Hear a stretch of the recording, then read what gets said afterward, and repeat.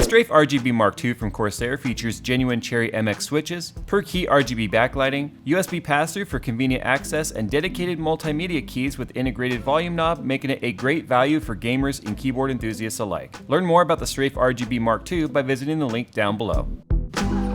Okay guys, it's that time. I don't do unboxings. I am not an unboxing channel. I stopped doing that a long time ago because I thought there's just no substance to it. It's stuff, it's in a box, you take it out, you put it in your computer, and oftentimes you don't care. Or you might put it on display in the back of a YouTube channel, I don't know. But some of this packaging has changed quite a bit. Some of the brands have taken some serious thought into their packaging, so I thought that this would probably be worth it. So we got 3 brands here that we're starting off with. We have more that are currently in the mail, so we're waiting on those to arrive. So these are the 3 lucky winners that get to be a part of our unboxing experience. Yeah, I don't know why I hashtag quoted that, whatever, tic-tac-toe, whatever. Obviously we have the Founders Edition cards here from NVIDIA. We've got EVGA cards right over here, and we've got a Zotac card. So let's go ahead and start with the Founders cards because these are, well, this is the manufacturer experience. So you can see the box has changed slightly versus the original box. In fact, let me grab that real quick. This is what it looked like when Pascal launched. It was just a black box, it said Pascal, it had kind of the angles, because remember Pascal is where they changed the cooler design to be a much more angular looking, kind of a stealth fighter-y thing. So obviously we'll go straight to the 2080 Ti. These are going to be identical unboxing experiences. So why not start at the top? So if you actually bought or pre-ordered a Founders Edition card, this is what your experience is going to be like. You cut the tape on the side, slide the box open, and you will find your card sitting upright in an anti-static bag waiting for you. We'll peel that off in a minute. We'll make that nice and ASMR.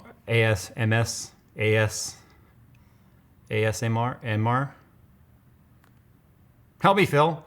Also too, you get this little pamphlet, no, not pamphlet, a little leaflet thing. It's not a leaflet either. This is a very Apple-esque unboxing experience in my opinion. You get this right here, which is a display port to a DVI adapter, because remember, they took the DVI port off starting with the 1080 Ti. So you also have, of course, your booklets of information and stuff, your support guide, and your quick start guide.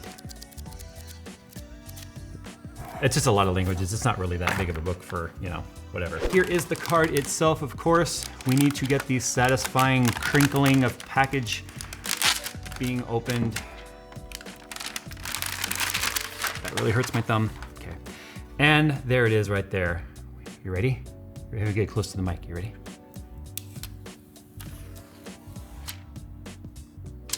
So there it is, a 2080 Ti Founders Edition card in all of its silvery dual fan blower goodness. We got black heatsink in there, 2 8-pin PCI Express power, our NVLink cover right there. Does that just pop off? How much bigger that is for the NVLink stuff, ladies. One of the biggest differences though, obviously besides the dual fans on here, is the fact that the backplate is silver and a heck of a lot thicker. Look how much thicker that is. Also too, the GeForce logo right here is chrome or nickel, whatever you want to call it. It's shiny. So we can't actually power these up today. We don't even have drivers yet, if you want to know the truth. Because right now, the only thing this is pretty much good for is either balancing out a table or holding open a door. But that's besides the point. That's a rant. We'll save that for another day. Up next is EVGA. This is the 2080 Ti, of course. And the first AIB card we are going to take a look at. Ooh, even the box is RGB. You see this? All right, so here's the card, the XC Ultra. So this is kind of interesting because EVGA has various models that we've already seen. We've seen triple fan layouts. We have also seen dual fan layouts. And this is one of those dual fan cards right here. But would you look at just how thick that is? All right, so if we look at this right here, this is still based on the reference PCB. If I'm not mistaken, I was told it's based off the reference PCB.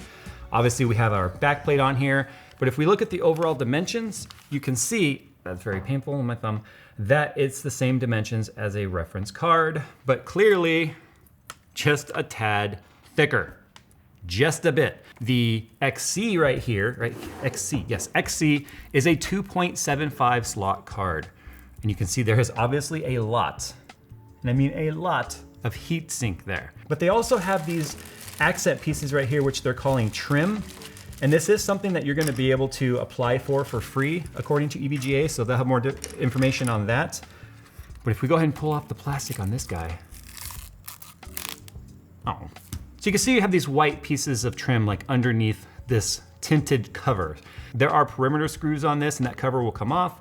And then you'll have different colors. I think they said black, white, and red are gonna be the colors you can replace the included white with. So you can add some color to your card if you want. I've talked for years saying manufacturers should stop forcing a color down your throat and just let the user decide. Or just go with monochromatic black, let it be over with. Black card, even a silver card or a white card.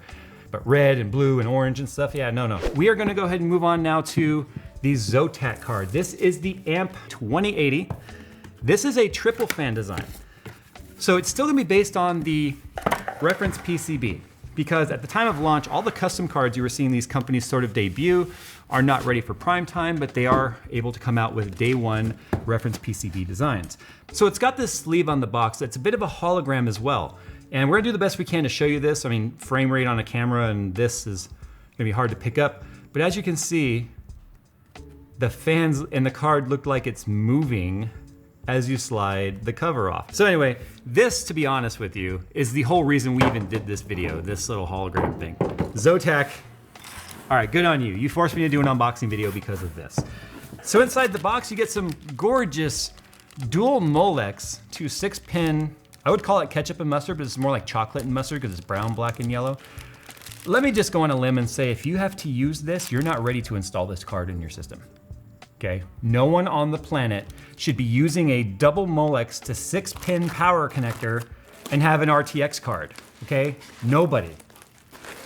And if you do, what's wrong with you, man?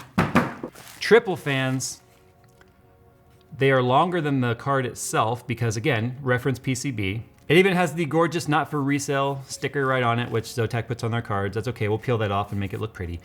But what I think is interesting, and they did the same thing with the 2080 from NVIDIA, the reference card, is it's got two 8-pin power plugs, but 2 of them are just blocked off to make it a 6 plug, which I've never seen that before. But to be fair, the reference board from NVIDIA on the 2080 is the same way. But as you can see, the cooler hangs off the back of the card significantly because it's still just a reference length PCB with a much longer triple fan cooler on there. And again, this one is about a 2.5 slot. Anyway, I would love nothing more than to show you guys some performance figures today. But the unboxing embargo has just lifted, as you guys can see, and I still have not had a single piece of communication from NVIDIA regarding drivers or any of that stuff. Hopefully by the time you guys see this video, that's all changed, but I'm gonna do the best I can to bring you the most, the best coverage that we can regarding this card's performance, because that's what we care about, and we're still in the dark.